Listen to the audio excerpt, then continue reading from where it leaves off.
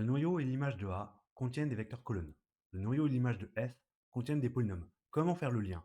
Sachant que F est une application linéaire de R2 de x vers R3 de x et A est la matrice de F dans les bases canoniques. Tout d'abord, on note C1, C2 et C3, les colonnes de A, et on rappelle l'expression des bases canoniques. On cherche une relation entre les colonnes de A.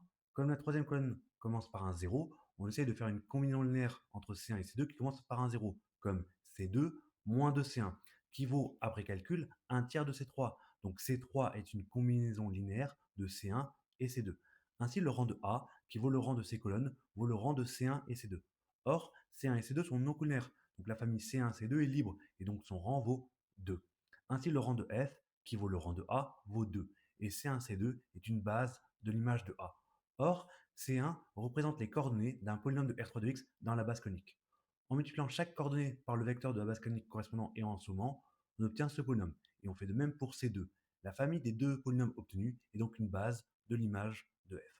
De plus, d'après le terme du rang pour les matrices, le noyau de A est de dimension 1.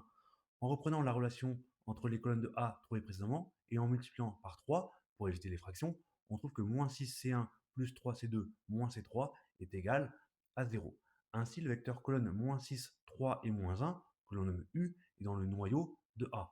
Comme U est non nul, la famille U est libre et son kernel est égal à la dimension du noyau de A. Ainsi, la famille U est une base du noyau de A. U représente les coordonnées d'un polynôme de R2 de x dans la base conique. En multipliant chaque coordonnée par le vecteur de la base conique correspondant et en sommant, on obtient ce polynôme. Ainsi, la famille moins 6 plus 3x moins x au carré est une base du noyau de f.